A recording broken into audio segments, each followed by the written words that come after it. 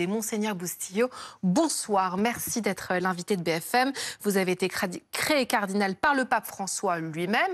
Je rappelle quand même qu'on avait murmuré votre nom pour le remplacer. Vous publiez donc Réparation aux éditions Fayard. Une société fracturée peut-elle survivre? On va en débattre avec Flora Gebeli, toujours avec nous, Tuc Dualdeni de la rédaction de Valeurs Actuelles et Ilyes Djaouti, étudiant à Paris, militant antiraciste, qui a été manifesté pour le 10 septembre et qui se fera l'écho aussi de cette colère sociale et de cette jeunesse un peu désemparée. Qu'est-ce que vous avez ressenti, Monseigneur Bustillo, en voyant Paris, tout simplement, Paris bloqué le 10 septembre? Il y a cette question qui résonne dans votre livre, qui est vraiment lancinante.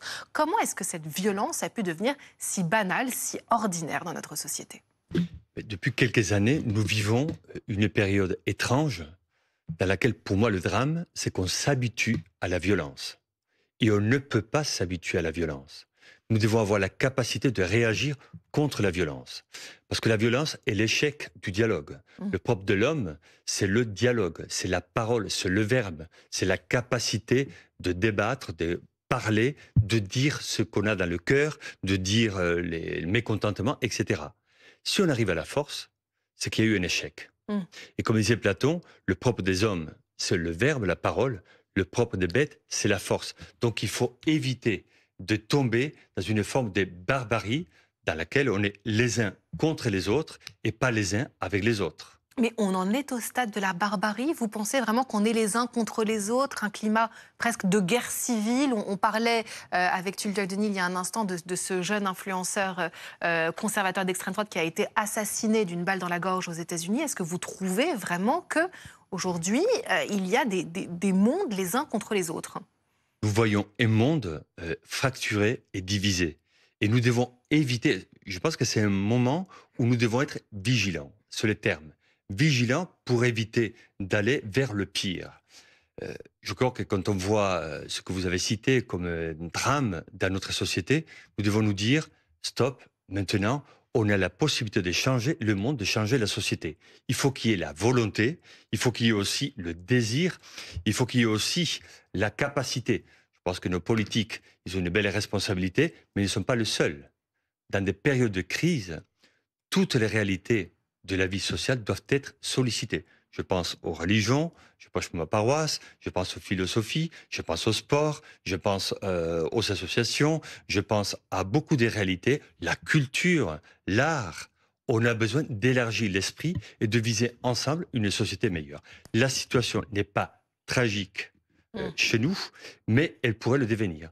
Donc à nous d'être vigilants et de nous donner les moyens pour agir au mieux. Alors, je vais laisser la parole à la jeunesse, puisque Ilyes, vous étiez donc de ce mouvement du 10 septembre, Bloquons tout, qui appelait donc à la paralysie de la France, et pour dire cette violence sociale. Parce qu'effectivement, quand on vous entend, Monseigneur Bustillo, on a l'impression qu'effectivement, il faudrait être joyeux, optimiste. Pourtant, est-ce que vous l'êtes? Et qu'est-ce que vous répondez à Monseigneur Bustillo? C'est vrai que le dialogue est une notion en fait dans laquelle nous on a baigné en tant que jeunes. Notre génération on nous a beaucoup inculqué qu'il fallait dialoguer, mais là aujourd'hui en fait nous on se retrouve dans une situation dans laquelle en fait le dialogue ne se fait pas parce qu'il y a des partis qui ont tout simplement refusé de continuer à dialoguer ou de juste écouter.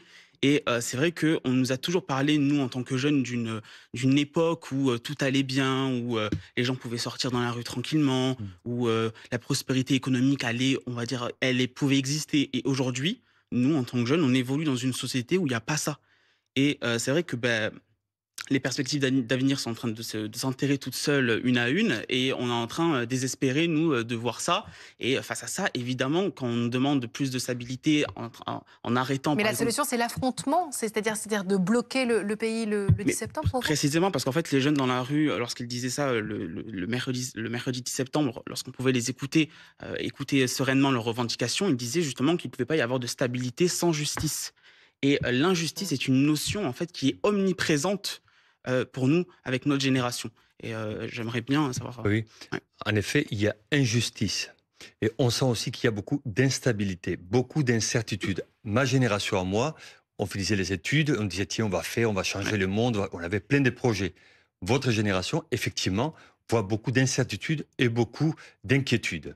Et je crois qu'il est juste, effectivement, qu'on écoute la jeunesse. Nous avons l'âge canonique. Vous avez tout l'avenir devant vous. Et donc, quand j'écris dans Réparation qu'il faut écouter davantage les jeunes, qu'il faut écouter la société, c'est une manière de se dire, il faut se nourrir des rêves des autres, aussi des peurs des autres. Il faut en tenir compte et se dire comment nous, ayant des responsabilités, nous pouvons agir pour être meilleurs et pour préparer un monde meilleur. Moi, je crois que la vie est belle. Je crois que la vie est belle. Mais nous devons nous appliquer pour que ce soit meilleur. Est-ce qu'elle est belle, votre vie? Parce que j'imagine qu'en tant qu'étudiant, peut-être vous avez des difficultés à finir les fins de voie. Est-ce que vous dites, vous, ma vie, mon avenir est beau? Ma vie est belle à moi, mais je vois bien autour de moi qu'elle est très compliquée pour beaucoup d'autres personnes. Par exemple, moi, je connais une étudiante qui a dû faire sa rentrée en dormant au McDo.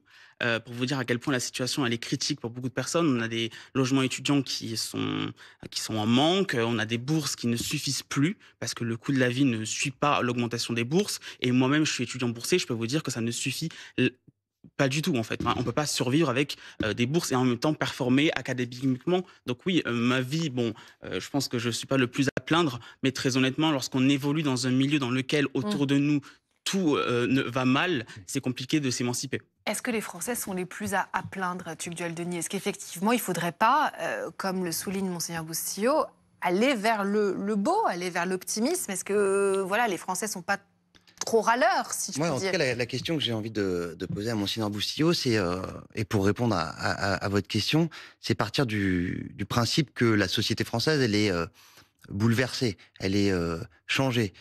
Jérôme Fourquet, qui est un grand sociologue français dont on parlait tout à l'heure un petit peu en antenne, le dénominateur commun de ses livres, c'est qu'il explique que la déchristianisation a bouleversé la matrice même de la société française, puisque elle était l'architecture de nos codes sociaux, de nos manières de vivre, de faire société. Et moi, ce que je voudrais vous demander, c'est en quoi vous pensez qu'une résurgence du catholicisme en France pourrait faire du pays et pourrait restructurer ce que Jérôme Fourquet décrit dans ses livres, qui est déstructuré aujourd'hui.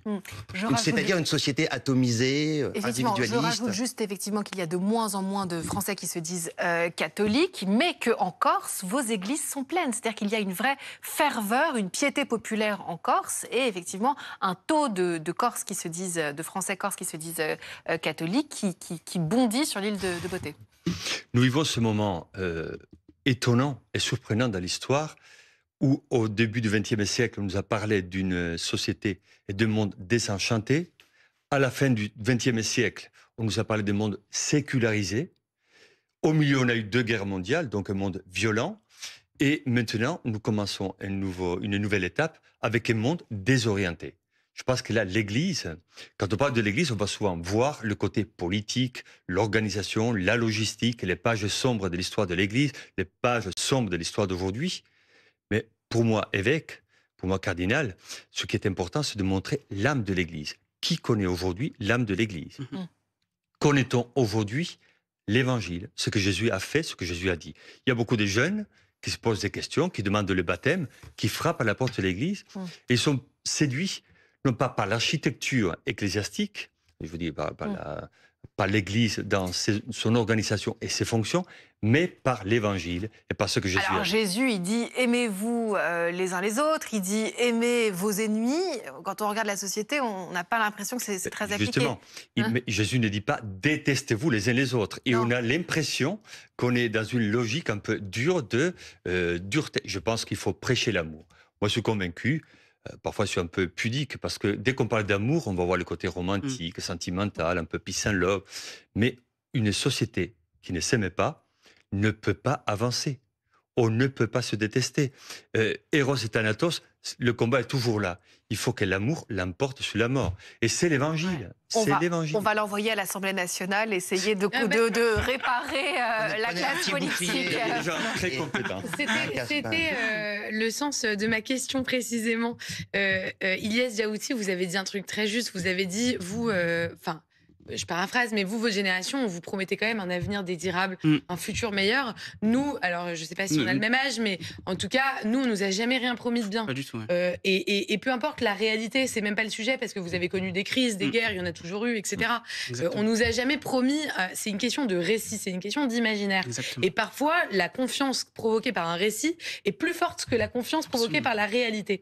Ce que je veux dire par là, c'est que si ça se trouve, on vit mieux en pouvoir d'achat que vous quand vous étiez étudiant, mais en termes de confiance et de croyance, on vit beaucoup moins bien.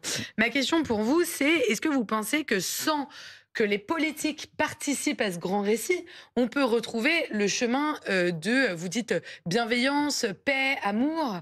Évidemment que c'est des valeurs qu'on a tous, je crois, envie de défendre. Mais est-ce que si la classe politique n'y participe pas, on peut y arriver?